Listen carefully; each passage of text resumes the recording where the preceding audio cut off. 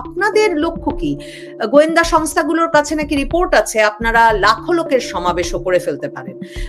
তো মানে কি ঘটাতে চাইছেন লকডাউন কর্মসূচিতে? ধন্যবাদ।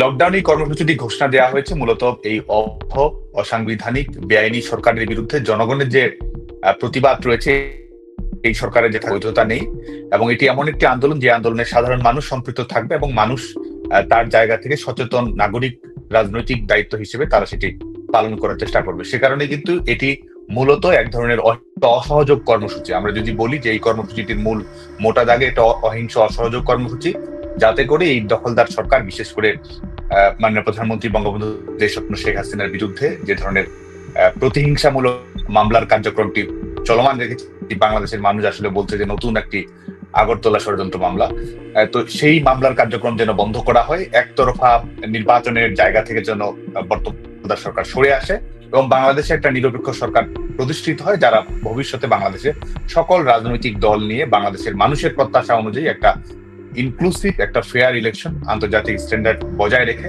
একটা ইলেকশন তারা করবে। এই লক্ষ্য সামনে রেখে এই লকডাউন কর্মসূচি দেওয়া হয়েছে এবং এই লকডাউন কর্মসূচিকে ঘিরে কর্মসূচি 13 নভেম্বর, কিন্তু ইতিমধ্যেই কিন্তু এই কর্মসূচিটি অলরেডি পালিত হয়ে গেছে। কর্মসূচি ঢাকায় ঘোষিত হয়েছে, কিন্তু আপনি দেখবেন যে গোটা বাংলাদেশেই কিন্তু এই কর্মসূচির সমর্থনে মিছিল, মশাল মিছিল, রাস্তাঘাট অবরোধ করার মতো ঘটনা ঘটেছে এবং এটি অহরহ ঘটে যাচ্ছে এবং ঢাকা শহরেও কিন্তু মানুষের একটা স্বতঃস্ফূর্ত সারা উন্মাদনা আমরা দেখতে পেয়েছি। মিছিলগুলোকে কেন্দ্র করে মানুষের অভূতপূর্ব সমর্থন পাচ্ছে এবং এই লকডাউনের সমর্থনে মানুষ কিন্তু অফিস আদালতে না যাওয়া, শিক্ষা প্রতিষ্ঠানে না যাওয়া, সেই বিষয়গুলো কিন্তু জোরালো ভাবে কাজ করা শুরু করছে। কারণ বাংলাদেশের মানুষের মধ্যে একটা বৃহত্তর গণজাগরণ তৈরি হয়েছে এবং লকডাউন আমি মনে করি যে সেটির একটি এবং এটি কিন্তু একটি আমাদের যে চূড়ান্ত আন্দোলনের কিন্তু এটি একটি সূচনা। কারণ আমাদের মূল লক্ষ্য, বাংলাদেশের মানুষের মূল লক্ষ্য, আমরা যে ডেমোক্রেটিক ট্রানজিশন বাংলাদেশ আমরা দেখতে চাই, সেটার কারণেই দখলদার সরকারকে সরে যেতে হবে, ট্রাইব্যুনালকে, অবৈধ ট্রাইব্যুনাল বাতিল করতে হবে। এই লক্ষ্যগুলো বাস্তবায়ন করার ব্যাপারে একটা যে মতৈক্য এবং বাংলাদেশ আওয়ামী লীগের নেতৃত্বে যে রাজনৈতিক প্রস্তুতিটি ইতিমধ্যেই সম্পন্ন হয়েছে, সেটির সূচনা হিসেবে আমরা এটিকে দেখছি এবং আমরা যেটি মনে করি যে এটি পরবর্তী ধাপে এটি আরো বেশি শক্তিশালী অবস্থান গ্রহণ করবে এবং শেষ পর্যন্ত দখলদার সরকারকে আসলে আন্দোলনের মাধ্যমেই বিদায়ের তাদের এক্সিটটা আসলে নিয়ে নিতে হবে। আগামীকালকে বিশেষভাবে মানে রাজপথে কোনো সমাবেশ, বেশি মিছিল, মানে জনসমাগম ঘটানোর আপনাদের পরিকল্পনা আছে? কারণ আপনি নিশ্চয়ই জানেন যে এরই মধ্যে জামায়াতে ইসলামী, ডাকসু, তারপর জুলাই ঐক্য নামে বোধহয় নতুন একটি সংগঠন, এরা প্রত্যেকেই বলেছেন যে তারা সারা বাংলাদেশেই, বিশেষ করে রাজধানী ঢাকায়, যেহেতু ঢাকায় আপনাদের মূল কর্মসূচি, তারা মানে ফ্যাসিবাদী শক্তি আপনাদেরকে প্রতিহত করতে তারা রাজপথে থাকবেন। তো আপনারা কি কালকে রাজপথে কোনো শোডাউন করবার কথা ভাবছেন বিশেষভাবে? এবং তাহলে তো একটা সংঘর্ষ অনিবার্য হয়ে পড়বে। দেখুন, যারা এই একটা গণতান্ত্রিক রাজনৈতিক দলের শান্তিপূর্ণ কর্মসূচি, গণতান্ত্রিক কর্মসূচি, অধিকার আদায়ের কর্মসূচি যারা প্রতিহত করতে চায় এবং সেটার জন্য যারা রাষ্ট্রকে ব্যবহার করে, পুলিশকে ব্যবহার করে, তারাই আসলে সত্যিকারের ফ্যাসিস্ট শক্তি, তারাই ফ্যাসিবাদী রাজনীতি বাংলাদেশে দেখতে চায়। তারা যে বাংলাদেশে কোনো ধরনের অন্তর্ভুক্তিতে বিশ্বাস করে না, গণতান্ত্রিক মূল্যবোধে বিশ্বাস করে না, তাদের এই ধরনের কর্মকাণ্ড এবং রাষ্ট্রীয়ভাবে অবস্থান, সরকারিভাবে অবস্থান প্রকাশ করার মাধ্যমে তারা তাদের অবস্থানটির আসলে এক ধরনের সিলমোহর লাগিয়ে দিচ্ছে। বাংলাদেশ আওয়ামী লীগের নেতৃত্বে, বাংলাদেশ ছাত্রলীগ সহ অন্যান্য গণতন্ত্রকামী মানুষের নেতৃত্বে আমরা যেটি করার চেষ্টা, এবং ইতিমধ্যে লকডাউন যেটি ছিল, জনগণকে সম্পৃক্ত করা, শান্তিপূর্ণ অসহযোগ আন্দোলনের শক্তিকে বহিঃপ্রকাশ করা, এই দখলদার সরকারের বিরুদ্ধে যে সমর্থন বাংলাদেশের মানুষ প্রত্যাহার করেছে সেটির একটি বহিঃপ্রকাশ ঘটানো, ট্রাইব্যুনালের বিরুদ্ধে বাংলাদেশের মানুষের যে সুস্পষ্ট অবস্থান রয়েছে, বাংলাদেশের মানুষ যে এটিকে মনে করে এক ধরনের প্রতিশোধের ট্রাইব্যুনাল, এক ধরনের প্রতিহিংসার ট্রাইব্যুনাল, এক ধরনের যুদ্ধাপরাধীদের বিচার বাস্তবায়নের প্রতিশোধের ট্রাইব্যুনাল, এটি যে এক ধরনের রাজাকারের ট্রাইব্যুনাল বাংলাদেশের মানুষের মনের ভাষায় যদি বলি, এই বিষয়গুলোকে চ্যালেঞ্জ করার জন্যই কিন্তু সামাজিক, রাজনৈতিক, সাংস্কৃতিক একটা জাগরণ তৈরি হয়েছে। এবং আমরা বিশ্বাস করি যে আগামীকালকে এবং ইতিমধ্যেই যেটি হয়েছে যে মিছিল, অবস্থান কর্মসূচি গ্রহণ করা, শান্তিপূর্ণভাবে প্রতিরোধ গড়ে তোলা, অফিস আদালতে অসহযোগ কর্মসূচি বাস্তবায়ন করা, এই এই কর্মসূচিগুলো স্বতঃস্ফূর্ত ভাবে এবং দলীয় ভাবে সেটি বহিঃপ্রকাশ করবে এবং 13 তারিখেও ইতিমধ্যেই সেটি আসলে সম্পন্ন হওয়ার দিকেই যাচ্ছে। এবং এই দখলদার সরকারের প্রস্তুতি আপনি যদি দেখেন, যে মনে হচ্ছে যে এই দখলদার সরকার যেন যুদ্ধে নেমেছে। আমি সামাজিক যোগাযোগ মাধ্যমে ফেসবুকে মজার মজার পোস্ট দেখছিলাম যে রাশিয়ায় ইউক্রেনের যতজন সেনা রয়েছে, আমাদের এই দখলদার সরকারের অবৈধ স্বরাষ্ট্র উপদেষ্টা, তিনি যে ব্যাখ্যা দিচ্ছেন যে এতজন পুলিশ, এতজন বিজিবি, এতজন আনসার বাহিনী রয়েছে, এটি সংখ্যাটা কিন্তু আসলে তার চেয়ে বেশি হয়ে যায়। তো এই দখলদার সরকারের সত্যিকার অর্থে তারা যে জোর করে ক্ষমতায় টিকে রয়েছে, তারা যে শুধুমাত্র রাষ্ট্রযন্ত্রকে ব্যবহার করে ক্ষমতায় টিকে রয়েছে, জনগণের সমর্থন যে তাদের আসলে নেই, এবং রাষ্ট্রের সমস্ত শক্তি যে তারা আওয়ামী লীগকে বিনাশ করা, নির্মূল করার কাজে নিয়োজিত রেখেছে, এটি তারা প্রমাণ। এবং একই সঙ্গে এটিও প্রমাণিত হচ্ছে যে আওয়ামী লীগ বাংলাদেশের সবচেয়ে প্রাসঙ্গিক, আওয়ামী লীগ বাংলাদেশের রাজনীতির গতিপথ নির্ধারণ করবে।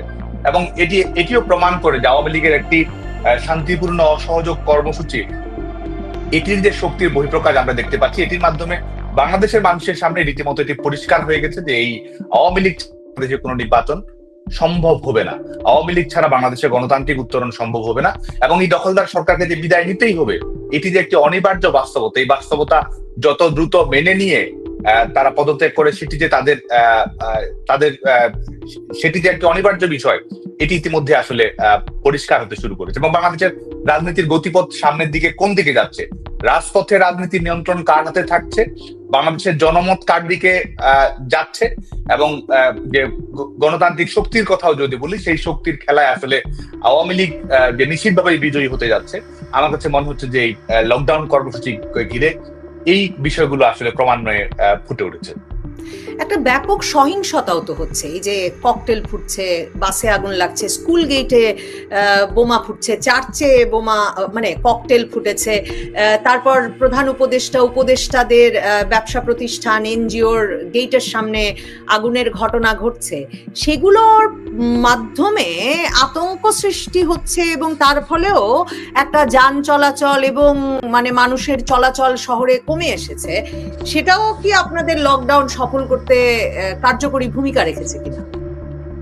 আমি মনে করি যে এই বিষয়গুলো যদি সঠিকভাবে আমরা জানতে চাই, তাহলে আমার কাছে মনে হয় যে অবৈধ দখলদার সরকারের প্রধান উপদেষ্টা, তথাকথিত প্রধান উপদেষ্টা ডক্টর ইউনূসকে গ্রেপ্তার করে আসলে তাকে যদি এটি জবাবদিহিতার আওতায় নিয়ে আসা যায়, আমি নিশ্চিতভাবে বলতে পারি যে এই সন্ত্রাস কর্মকাণ্ডগুলোর পেছনে কারা আছে, জুলাই আগস্টে কারা সহিংসতা ঘটনা ঘটিয়েছে, আজকেও এই ঘটনাগুলো কারা ঘটেছে, এই গোটা উপদেষ্টা পরিষদকে যদি গ্রেপ্তার করা যায়, তাদের বিরুদ্ধে যদি আইনানুগ ব্যবস্থা গ্রহণ করা যায়, এবং বিভিন্ন বেসরকারি সন্ত্রাসী গোষ্ঠী এই দখলদার সরকারের পৃষ্ঠপোষকতায় যেটি গড়ে উঠেছে, সেটি এনসিপি সহ অন্যান্য যে সন্ত্রাসী সংগঠনগুলো রয়েছে, সেগুলোকে যদি গ্রেপ্তার করে বিচারিক প্রক্রিয়ার আওতায় নিয়ে আসা যায়, যথোপযুক্ত প্রক্রিয়ায় তদন্ত করা যায়, তাহলে এটি গোটা বাংলাদেশের মানুষের সামনে উন্মুক্ত হবে এবং উন্মোচিত হবে। এবং এই বিষয়গুলোতে তারা রীতিমতো কিন্তু এক ধরনের তাদের যে বিশেষায়িত জ্ঞান রয়েছে, তাদের যে এক ধরনের দক্ষতা রয়েছে, এবং সেটি তারা সুনিপুণভাবে কাজে লাগায়, এটি তারা জুলাই আগস্টে দেখিয়েছে এবং তাদের কনফেশনের মাধ্যমে তারা সেটি প্রমাণ করেছে।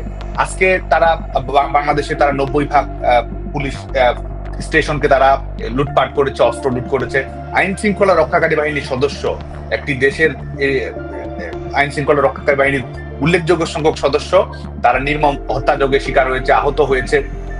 এই অবস্থার মধ্য দিয়ে তারা নিয়ে গেছে এবং বাংলাদেশের যারা কি পয়েন্ট ইনস্টলেশন গুলো রয়েছে সেগুলোতে তারা আক্রমণ করেছে।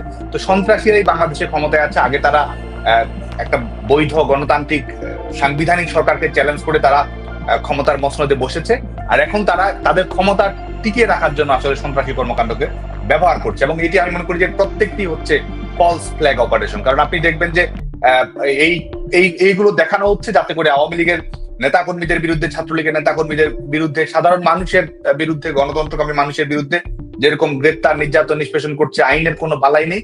এই বিষয়গুলোতে যদিও বাংলাদেশের মানুষকে বোকা বানানো সম্ভব নয়, কিন্তু তারপর এক ধরনের বৈধতা তৈরি করার জন্য, তারপরে শুধু তাদের যে আন্তর্জাতিক যে তাদের প্রভুরা রয়েছে তাদের সামনে এটি উপস্থাপন করার জন্য আসলে তারা এই ঘটনাগুলো তারা নিজেরাই ঘটছে এবং দায়ভার তারা চাপিয়ে দিচ্ছে। গোটা বাংলাদেশে আপনি দেখবেন যে আওয়ামী লীগ, ছাত্রলীগ কিংবা সাধারণ মানুষ কি করার চেষ্টা করছে, তারা মানুষের সমর্থন আদায় করার চেষ্টা করছে, মিছিল করার চেষ্টা করছে, সংগঠিত হওয়ার চেষ্টা করছে। মানুষ থেকে, বারান্দা থেকে, পথচারীরা তারা খুবই অসাধারণ ভাবে সমর্থন প্রকাশ করছে আওয়ামী লীগের রাজনৈতিক অধিকারের প্রতি, আওয়ামী লীগের শক্তিশালী অবস্থানের প্রতি, সেটি তারা বহিঃপ্রকাশ ঘটাচ্ছে। মানুষ, আওয়ামী লীগের নেতাকর্মীরা যখন মানুষের কাছে যাচ্ছে, লকডাউনের সমর্থনে যাচ্ছে, অনলাইনে অফলাইনে, মানুষ কিন্তু স্বতঃস্ফূর্ত ভাবে সাড়া দিচ্ছে। যে কারণে এই দখলদার সরকার আসলে সাধারণ মানুষ থেকে যখন সম্পূর্ণ বিচ্ছিন্ন হয়ে গেছে, তখন তাদের একমাত্র ভরসা আসলে যেটির উপর ভিত্তি করে তারা ক্ষমতা এসেছে, সেই সন্ত্রাসী কর্মকাণ্ড, সেই নাশকতামূলক কর্মকাণ্ড, সেটি করেই তারা এক ধরনের ভয়ের সংস্কৃতি চাপিয়ে দিতে চাচ্ছে বাংলাদেশের মানুষ। এই যে আপনি বললেন যে এই যে মানে এই ঘটনাগুলো সাজানো হচ্ছে যাতে আওয়ামী লীগের নেতাকর্মীদের বিপদে ফেলা যায়, আওয়ামী লীগ ছাত্রলীগের নেতাকর্মীদেরকে তো সন্ত্রাস বিরোধী আইনে মামলা দেওয়া হচ্ছিলই, কিন্তু আমার প্রশ্ন হচ্ছে যে এই যে ব্যাপক পরিমাণ মামলা এবং সরকারও কোনো রাগঢাক করছে না, যে তারা বিপুল পরিমাণ গ্রেফতার করছে এবং এখন সন্দেহ হলেই, মানে আওয়ামী লীগ সন্দেহ হলেই গ্রেফতার করে ফেলতে হবে, এই নির্দেশনাও স্বরাষ্ট্র উপদেষ্টা দিয়েছেন। আপনাদের নেতাকর্মীরা এরপরেও মাঠে নামছেন কেন? মানে অনেকেই তো ফেসবুকে এই প্রশ্নও করছেন যে মানে আওয়ামী লীগের নেতাকর্মীরা বা ছাত্রলীগ মানে অঙ্গ সংগঠন সমূহের নেতাকর্মীরা কেন নিজেদেরকে ঝুঁকিতে ফেলতে রাজপথে নামছেন তবু?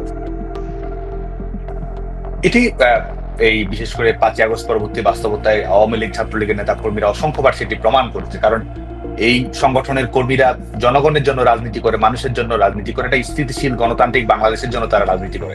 এবং যখন তারা দেখছে যে এই বিষয়গুলো চ্যালেঞ্জের মুখে রয়েছে, আমাদের মুক্তিযুদ্ধ, আমাদের অর্জন, সাধারণ মানুষের নিরাপত্তা, স্থিতি, সমৃদ্ধি যখন তাদের চ্যালেঞ্জের মুখে পড়ে গেছে, তখন বাংলাদেশের সামনে আসলে লড়াইয়ের কোনো বিকল্প নেই। বাংলাদেশের সামনে একটি রাস্তা, সেটি হচ্ছে যে আন্দোলন সংগ্রাম সংগঠিত করে এই দখলদারের কাছ থেকে, কবল থেকে বাংলাদেশের মানুষকে মুক্ত করাই হচ্ছে যে এখন সবচেয়ে বড় সাংবিধানিক দায়িত্ব, সবচেয়ে বড় নাগরিক দায়িত্ব, সবচেয়ে বড় রাজনৈতিক দায়িত্বের বিষয়। এবং একই সঙ্গে বাংলাদেশে এই সংগঠনটির নেতাকর্মীরা অসম্ভব সাহসের পরিচয় দিচ্ছে, মৃত্যুর শিকার হচ্ছে, লাখো নেতাকর্মী কারাগারে রয়েছে, রিমান্ডে আছে, আত্মগোপনে থাকতে হচ্ছে, কিন্তু এর পরেও এই বিভীষিকাময় বাস্তবতার মধ্যেও কিন্তু তারা রুখে দাঁড়াচ্ছে। মিছিল ক্রমান্বয়ে বাড়ছে, রাজপথে অবস্থান ক্রমান্বয়ে শক্তিশালী হচ্ছে, কর্মসূচিগুলো আরো বেশি জনগণের অংশগ্রহণ কিন্তু বাড়ছে। এটি প্রমাণ করে যে আওয়ামী লীগের নেতাকর্মীরা ভীষণ আত্মবিশ্বাসী হয়ে উঠেছে, ভবিষ্যৎ সম্পর্কে তাদের কাছে একটা সুস্পষ্ট রোডম্যাপ তৈরি হয়েছে এবং তারা প্রচন্ডভাবে প্রতিজ্ঞাবদ্ধ যে কোনো মূল্যে এই বাংলাদেশের বিদ্যমান সংকটের একটি সমাধান তারা করবে। শুধুমাত্র নিজেদের দলের প্রয়োজনে নয়, বাংলাদেশের মানুষের জন্য, বাংলাদেশের ভবিষ্যতের জন্য তারা সেটি করবেই করবে। এবং তারা এটিও বাংলাদেশের মানুষের সামনে এই আত্মবিশ্বাসটি বাড়ার আরেকটি কারণ হচ্ছে যে সবার কাছে এটি কম বেশি এক ধরনের প্রকাশিত হয়ে গেছে যে এই সরকারের পায়ের নিচে মাটি সরে গেছে, যে কারণে কিন্তু যত সময় যাবে দখলদার সরকার আসলে নিজেদের বাক্স পেটটা গুছিয়ে নিয়ে এক্সিট নেওয়ার ধান্দায় তারা আসলে ব্যস্ত থাকবে। এবং একই সঙ্গে আওয়ামী লীগের নেতাকর্মীরা, ছাত্রলীগের নেতাকর্মীরা তারা জানে যে কোন রাজনৈতিক সিদ্ধান্তটি কখন গ্রহণ করতে হয়, কৌশলটি কিভাবে গ্রহণ করতে হয়। আওয়ামী লীগ সভাপতি বঙ্গবন্ধু দেশ স্বপ্ন শেখ হাসিনা জানেন যে গণতান্ত্রিক আন্দোলন সংগ্রামকে কিভাবে গতিশীল করতে হয়, যে কারণে গোটা সংগঠনের কর্মীরাই আত্মবিশ্বাসী, তারা অনেক বেশি প্রতিজ্ঞাবদ্ধ, এবং তারা নিশ্চিতভাবেই জানে যে এই খেলার ফলাফল কি হতে যাচ্ছে। এবং সে কারণে আমি মনে করি যে আওয়ামী লীগের নেতাকর্মীরা এই সমস্ত প্রতিকূলতা মোকাবেলা করুক, তারা মাঠে থাকবে এবং তারা ফলাফল আদায় করে নিয়ে আসলে ঘরে ফিরবে। সাদ্দাম, আপনাদেরকে তো ঢাকা বিশ্ববিদ্যালয় থেকে ছাত্রলীগকে 2024-এর 15ই জুলাই সম্ভবত না, মানে আপনাদেরকে একরকমের বিতাড়িত করা হলো সাধারণ ছাত্রছাত্রীদের ব্যানারে, মানে জুলাই আগস্ট আন্দোলনে যুক্ত ছাত্রছাত্রীদের প্রতিরোধের মুখে আপনারা ঢাকা বিশ্ববিদ্যালয় ছেড়ে এলেন। এই ঢাকা বিশ্ববিদ্যালয়ে গত রাতে নাকি, মানে মঙ্গলবার রাতে 5টি ভবনে ছাত্রলীগের তরফে তালা দেওয়া হয়েছে, মানে লকডাউন কর্মসূচির অংশ হিসেবে, এবং ছাত্রলীগের কয়েকজন নেতা তা নিয়ে ফেসবুক পোস্ট দিয়েছেন। এবং আমি দেখছিলাম সংবাদ মাধ্যমে অ্যাসিস্ট্যান্ট প্রক্টর নিজেও বলেছেন যে হ্যাঁ, এই তালা দেওয়ার ঘটনা ঘটেছে। তো আপনাদের মানে ছাত্রলীগ মুক্ত এই ক্যাম্পাসে আপনারা ঢুকলেন কি করে আর তালা দিলেন কি করে?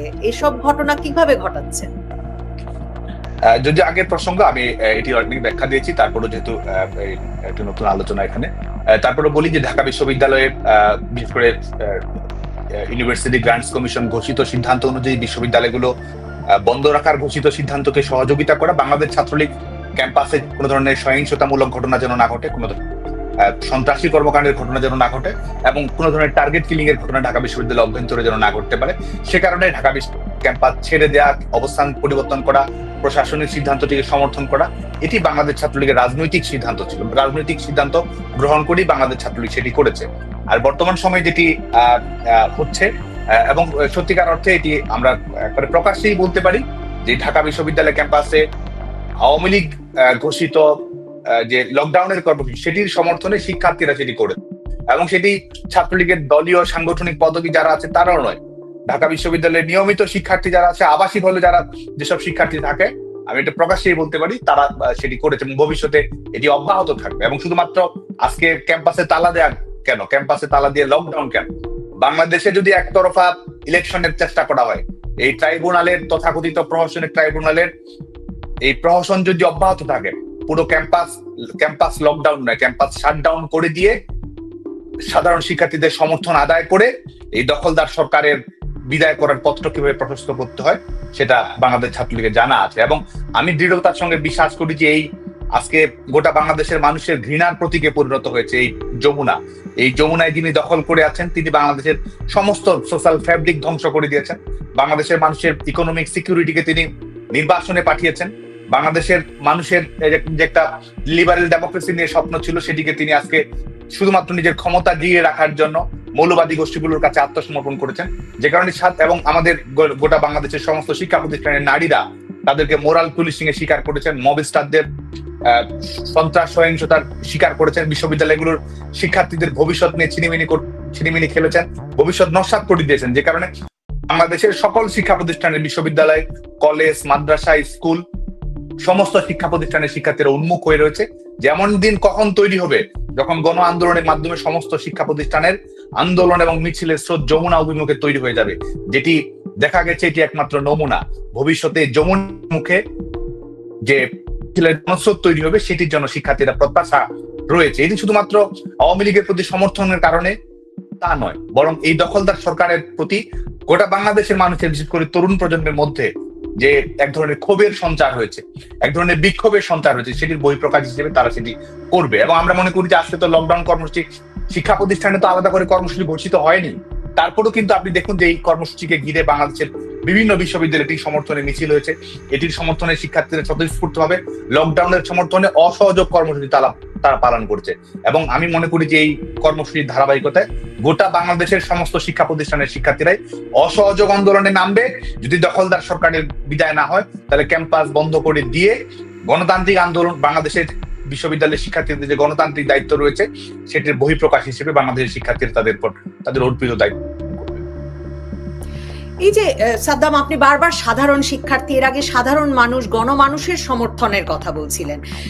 মানে আমি, কারণ শিক্ষা প্রতিষ্ঠানগুলোতে তো ছাত্রলীগের সঙ্গে সম্পর্কিত পদবিধারী তো অবশ্যই সম্পর্কিত কাউকে আর রাখা হয় নাই, মানে তাদের সকলেরই ছাত্রত্ব, ডিগ্রি সবই বাতিল করা হয়েছে, বিশেষ করে পাবলিক বিশ্ববিদ্যালয়গুলো এবং মেডিকেল কলেজগুলোতে। কাজেই সাধারণ শিক্ষার্থীদের কাছ থেকে সাড়া পাওয়ার কথা বলছিলেন, সাধারণ মানুষ সাড়া দিচ্ছে বলছিলেন, মানে কি ধরনের সাড়া পাচ্ছেন, কি ধরনের, মানে কি থেকে এই আত্মবিশ্বাস মানে আপনাদের ভেতরে দানা বাঁধছে যে সাধারণ মানুষ আসলে আওয়ামী লীগের রাজনীতিকে, কারণ এটা তো আমরা 2024 আগস্টের পর থেকে শুনছিলাম যে সাধারণ মানুষ নাকি প্রতিরোধ করবে আওয়ামী লীগ ছাত্রলীগের রাজনীতিকে।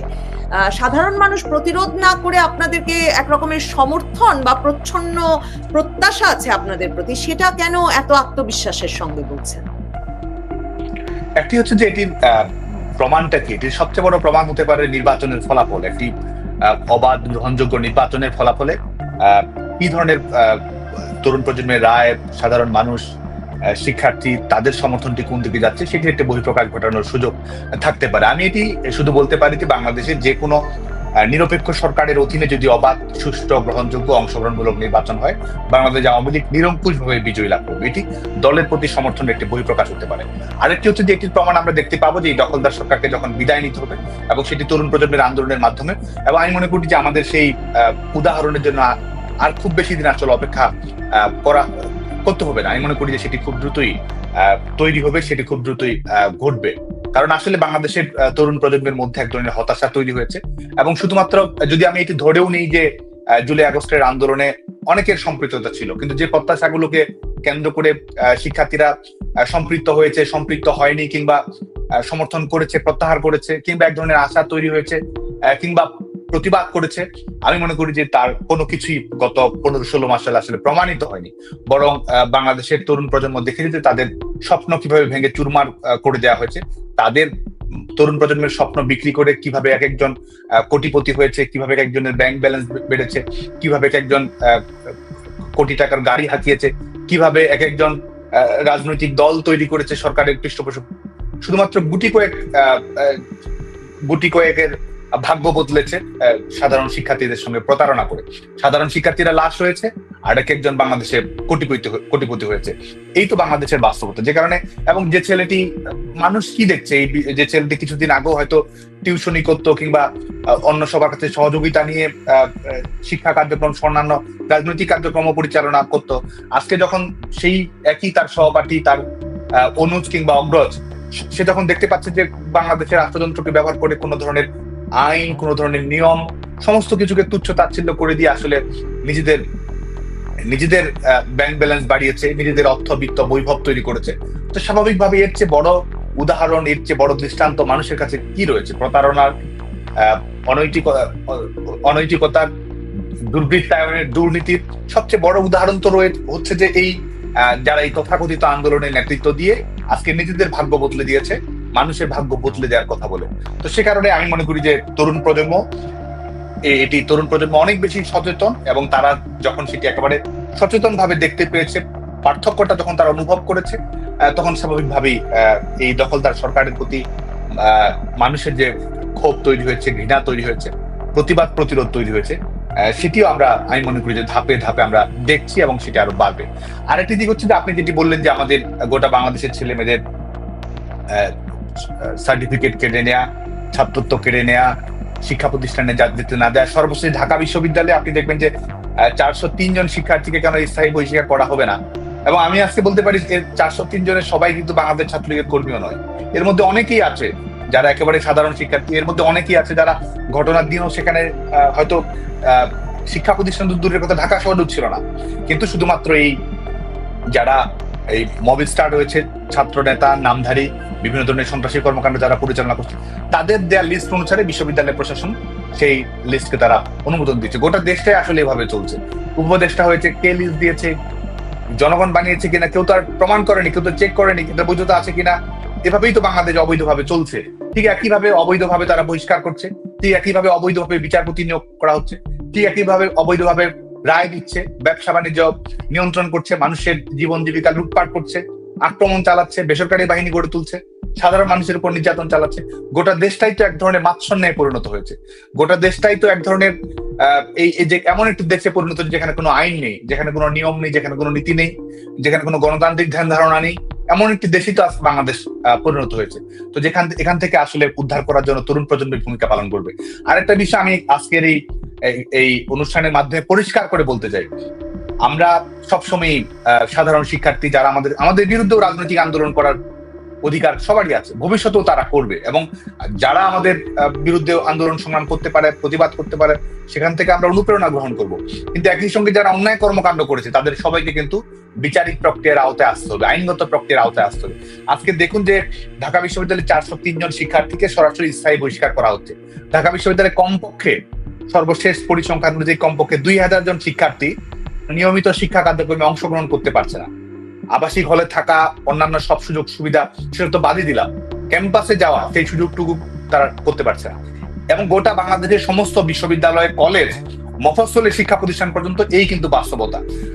সাধারণ শিক্ষার্থী, তরুণ বা বাংলাদেশ ছাত্রলীগ করার কারণে একজন তরুণ যখন এই অন্যায়গুলো শিকার হয়েছে, ভবিষ্যতে আমরা বলতে চাই রাষ্ট্রকে তার ক্ষতিপূরণ দিতে হবে।